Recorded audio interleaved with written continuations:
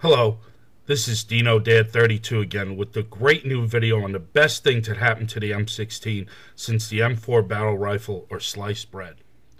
Of course, I'm referring to the Advanced Combat Optical Gun Sight, known as the ACOG, made by the Trigicon Corporation out of Wixom, Michigan. I've really enjoyed making these video tutorials about the greatest weapon in the world, the M16 AR-15 platform. This is my fourth episode in my series. Now, safety first. Always treat all weapons if they were loaded. Never point the muzzle at yourself or anyone you don't want to shoot. Always wear protective gear when shooting. Eye protection, fitted earplugs, and earmuffs. As I always say, be smart, aim straight and true, hit your target, not your shoe. Today we're going to talk a little about the ACOG and other new developments of the M16. So I finally did it. I went out and equipped my AR-15 with an ACOG scope. These optics, the ACOGs, run a pretty penny. Although they are expensive, it's worth it to get the real one. Once you see the reticle and the clear, wide sight view on the ACOG, you'll see why it's worth the money. There are many good scopes out there for your AR-15, like the EOTech, Leopold, and others, but I believe the ACOG is the best by far. I have the basic ACOG, the TA-01 model on my rifle with the crosshair reticle. Most combat arms of forward-deployed troops and Marines are equipped with ACOGs today, or some type of scope. I am surprised the military went to scopes on all their weapons, even some of their heavy weapons. I believe you should always rely and learn on iron sights. I am a big advocate for iron sights, and I was reluctant to become a scope shooter. I thought scopes were only good for snipers shooting the enemy in the distance. Scope shooting makes you focus on a target far away, giving you tunnel vision. This may make you miss other dangers in the battlefield. But once I saw the ACOG in action, it felt just right. Still, as I said, I think you should always learn on iron sights. However, my eyes are not as good as they used to be when I was younger, so the ACOG really helps me be a better shooter. The ACOG is the first ever official military combat optic. Today, the U.S. Army and Marine Corps both field the Trigicon ACOG, model TA-31 RCO, for the M16 A4 rifle and the M4. The Army refers to the ACOG as the M150, and the Marine Corps calls it the AN-PVQ-31 Rifle Combat Optic. The unique thing about the ACOG is that it never needs batteries. In low light, the reticle is illuminated by tritium, which is a radioactive isotope of hydrogen. The radioactive decay causes the reticle to illuminate in the dark. The tritium's radiation should last 10 to 15 years or more in your sight. Mine is still very clear and bright in just a minimal reduction of light. The tritium is a low-grade secondary illumination. The main daytime illumination for the military's weapon is a fiber optic cable. The military uses one just like the TA-31F with a red fiber optic cable for daytime illumination. The ACOG comes in a wide variety of different models and powers, with different reticles, like the chevron, horseshoe, donut, and the triangle. You also have your choice of illumination colors, red, amber, or green. The red chevron in the ACOG is designed to fit a 19-inch wide target at 100 meters, which is approximately the width of a man's shoulders at that distance. The stadia lines below your chevron are designed to help you judge distance. For example, if I was targeting an object 400 meters away, then the 400-meter stadia line will fit the width of the target. If I was targeting at 600 meters away, then the 600-meter stadia line will fit the target's width. All you have to do is put the correct cross line on the man-sized silhouette, and you have your distance to shoot. Lift your rifle so the silhouette meets the width of the target. This is your point of aim. It's that easy to quickly acquire your target with the ACOG. The ACOG is a waterproof fixed-powered scope, forged from top-grade 7076 aluminum alloy. I witnessed the Trigicon company perform extreme torture tests on the ACOG. These tests included jumping on it and even running it over with a Humvee. I was surprised the optic came out unscathed. I'm not going to try to demonstrate that on mine. I see most ACOGs mounted on the Picatinny rail with the TA-51 mount, but I have mine mounted in my integrated carrying handle. It fits perfectly wedged in this groove. It is very stable and raised so the front sight is not in your view, and it keeps perfect zero. My scope has a channel bored in below the sight, so you can still use your original AR-15 sights. This is a great feature, so there is no need for backup sights. You might have heard about the controversy with the ACOG. Some people are calling this the Jesus rifle. Before the military decided to go to war in Iraq, their first standing general order was that we cannot prophesize in any way or try to convert the people of the region to Christianity. Believe it or not, for some reason, the Trigicon company hid Bible verses in their product serial number.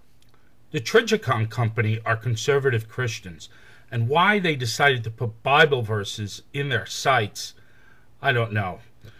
There are several different verses hidden on ACOGs. It's really hard to find, but if you look on mine, you can see the verse John 8:12, which is roughly, Jesus spoke, I am the light of the world. He who follows me will never walk in darkness, but have the light of life. I can see in a way this relates to what the scope can do for you. This cracks me up that the Trigicon company had the balls to do this, and is a direct violation of the first standing general order. So Trigicon had to change their sights or risk losing their multi-million-dollar contract with the military. The ACOG has a DCR, or drop compensator reticle, for accuracy while shooting at 100, 200, 300 meters, and even up to 800 meters. The elevation adjustment knob is on top, and the windage is on the side. One click is about 1/8 of an inch at 100 meters with your ACOG. The military always uses meters instead of yards.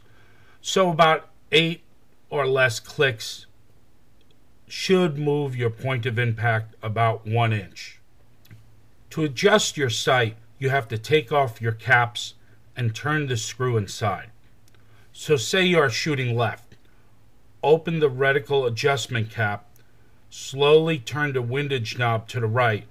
There's a small R inside the knob indicating the shot will move right. Listen for the click. You have to use a tool. A dime does not work on this sight's knob.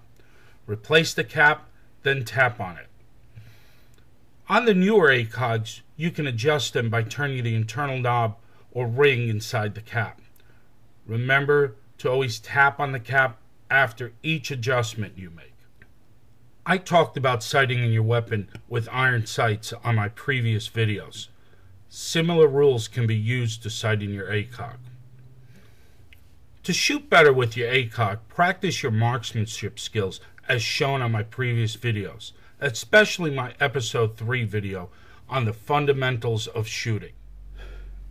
I've seen a lot of new styles and configurations to the AR-15 M-16 today. Lots of new stocks, handguards, and additives to the Picatinny rail.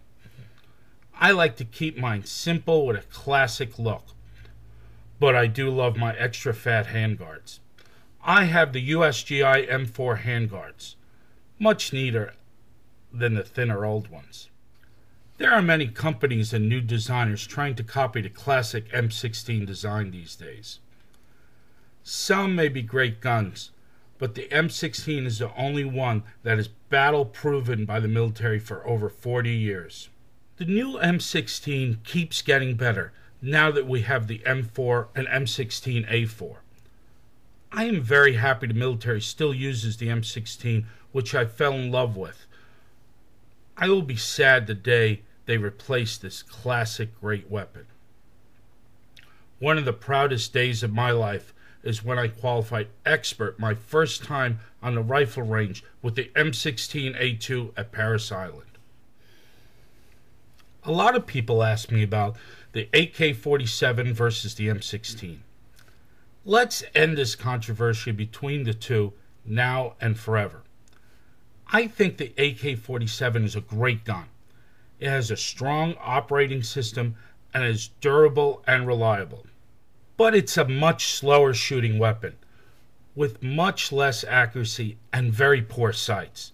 The M16 is much more accurate than AK-47. The AK has looser tolerances, and the M16 is made with very precise engineering. It also can be a very reliable weapon if properly maintained. The M16 has much newer and better design. I feel the most important thing is to be able to hit your target, not just spray bullets downrange. The AK-47 is made for suppressive fire, while the M16 is made for marksmanship. Both great battle-proven weapons, but as you know, with any side-by-side target test between the two, the M16 is always vastly superior. It's the old David and Goliath argument. The AK 7.62 round may be more powerful, but the M16 5.56 can be just as deadly, and you can carry twice as much ammo. So you have to ask yourself, which would you rather have? A heavier rock, which is less likely to hit your target, or a bunch of little rocks, which you have a better chance of hitting your target? I'll take the M16 over any AK weapon in combat any day. End of story, period. I am not an expert on my new ACOG yet, but I can't say enough about what a great optic this really is. My Trijicon ACOG is very reliable. I know it will not fail me. Once you shoot this optic, it's hard to go back to other sights. The ACOG is very well built and a great quality sight. Check out the Trijicon website for more info on your ACOG. As I said before, the key to good shooting is practice and focus. You have to have a love and passion to shoot this great gun. Confidence in your gun is key. So keep shooting. To be a good shooter, you must understand, train, and follow the fundamentals of good marksmanship. Also, it's important to properly maintain and clean your rifle. You must learn how to accurately hit your target with your firearm. Of course, if you can't hit the side of a barn with your weapon, it is useless. I hope you find this video informative and correct. I do enjoy to respond to your positive comments, so keep them coming. My goal in these videos is to share my knowledge and hopefully teach you something about your weapon and sight. Thank you for watching, and I hope you learned something today. I've learned a lot from your firearm videos on YouTube. Remember, the Second Amendment is a very important right. Our founding fathers intended us to keep our arms for our defense. They were geniuses in their time and planned for the future of our country and the necessity to bear arms. The purpose of the Second Amendment was so that citizens can keep arms to control an unbalanced leadership. Civilians possessing guns is the only way we are able to resist an unbalanced, tyrannical government. Think about it. That is why the government continues to make new gun restrictions today. This country is going to hell in a handbasket. Many people say we're going through a collapse or even total breakdown in our future. So it's a good idea to own and invest in firearms. So as always, keep the politicians' greedy hands off your guns. Protect your Second Amendment right.